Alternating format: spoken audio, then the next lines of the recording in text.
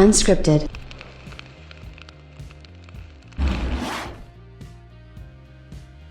The PlayStation 5 hype machine is in full effect, obviously. They're trying to launch a console within a little bit more than a week's time, and they obviously are going to try to drum up business and get people talking about the console and exactly what's coming. And I think this is the perfect time to sort of do these type of interviews. And Mark Cerny has done an interview with a pretty big outlet, the Washington Post, and he's dropped some pretty incredible tidbits and details about the upcoming PlayStation 5 console and exactly what they're doing, what we can expect, and why they did things the way they sort of did things, because obviously this is something that has changed a little bit from previous generations. You know, they went ahead and made a bunch of changes and things like that, and I personally believe that the changes are for the better.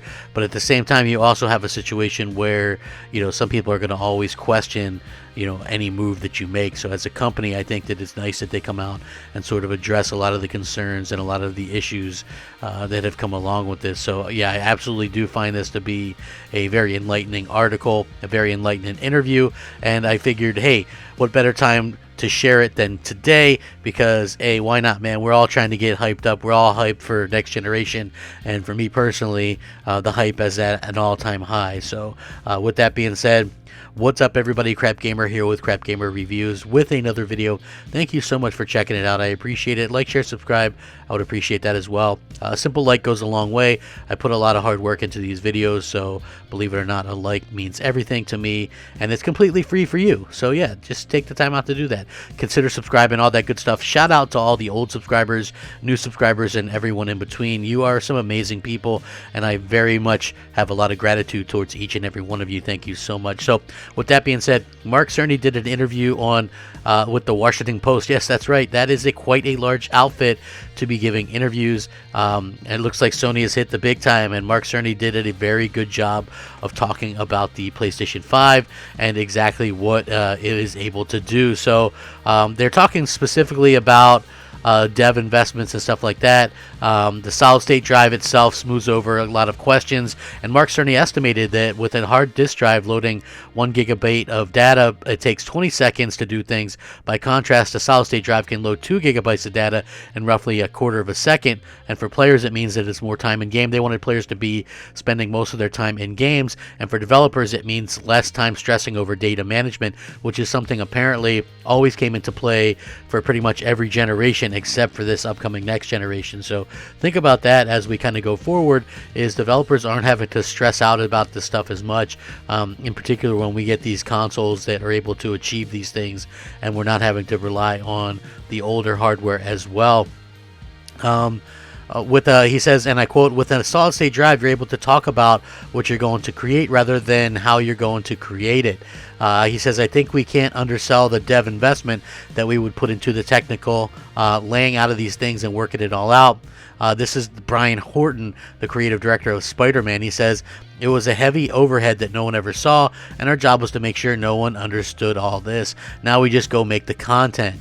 He says, it wouldn't be entirely right to say that the PlayStation 5's technological advancements have been made solely with the existing developer behavior in mind. The creator intent comes in. The PS5 is not merely sanding off rough edges, nor is it agnostic on how game development works and unorthodoxies and hierarchies that have over time hardened into plain fact. It is in some ways a corrective meant to nudge how studios work. He says, there's a pecking order within the game teams. The graphics folks get the lion's share of the hardware resources, and the audio team has to struggle to get much of anything at all, says Cerny. Once, while briefing with the developer on the PlayStation 5's high-performance audio processor, he says was told, great, we'll use that unit for AI. During one of his studio tours, Cerny recalled meeting 120 workers, none of whom worked in audios. It isn't as if developers didn't know I wanted to talk audio. In fact, I'd made it fairly explicit. It's the audio is somehow viewed as being auxiliary to the rest of the game when it's absolutely at the center. During game development, it's pretty typical to make a first playable demo that over-indexes on the graphics. The graphics might not be at near publishable quality, but to have audio that's just a placeholder. So that's where he's talking about like the 3D audio and the advancements that it's made now that they have a high performance audio processor, and it's not taking a bunch of stress off of on different parts of the machine itself. So everything sort of has its own focus with the PlayStation 5, and they really love that. They love the fact that they're able to sort of accomplish it. The audio side is now more of a full team blending a wide range of expertise, including level and enemy design.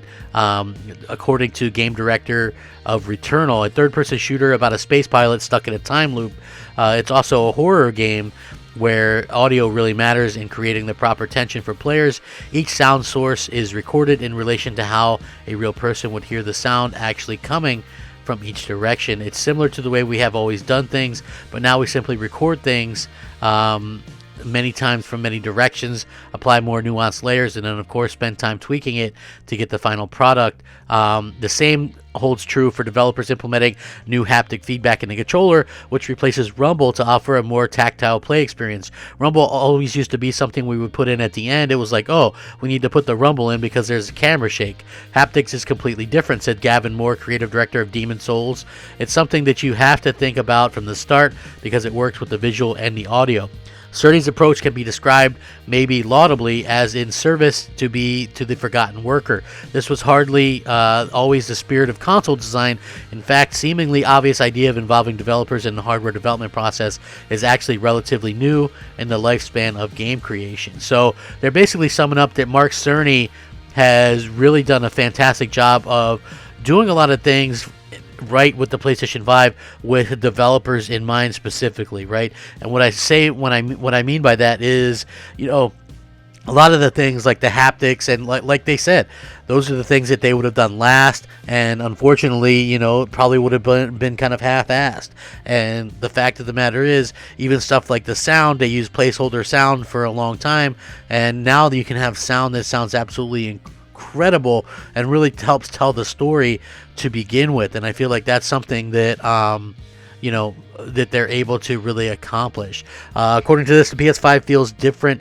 Immersion is the watchword. Again, folks, people like to make fun of me, but what was I been saying for the past, year and a half? Immersion. If you can get me out of these load screens, if you can get the AI to be more intelligent and more numerous and to act more realistic, if you can get these worlds to be larger and, just more encompassing of what like a real world would be, then hey, you have immersion. Now you have that with the haptic feedback and things like that. With everything that they're doing, it's super immersive. And this isn't even a knock on Xbox in the least. This really has nothing to do with Xbox. I mean, both these companies went in different directions, it looks like. But again, the PS5, I'll read it again. The PS5 feels different.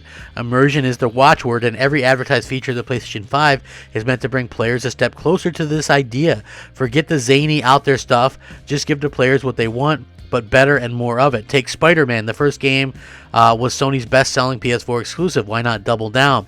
The web swing is key to Spider-Man, and because the PS5 triggers of the controllers have the haptic feedback and resistance, you actually feel when the web shoots out, you feel it connect to the wall, and you feel resistance on the trigger as you go through the arc of the swing. So all of these haptic feedbacks and the resistance of them have added another level of immersion. So picture a late generation PS4 game. It probably looks pretty good. How much juice is left there to squeeze? Really, knowing this, Sony has opted to bring players deeper into the world with the PS5. You can feel arrows rub past your head in this game. It's quite disturbing. Says more about Demon Souls, which is he's making. He says, I play the game and I instantly move my head sometimes. It doesn't just mean for moments of action. He says, I think the moment that really stands out is a very simple one, the drops of rain falling on your head. According to Returnal's director, implementation of 3D audio.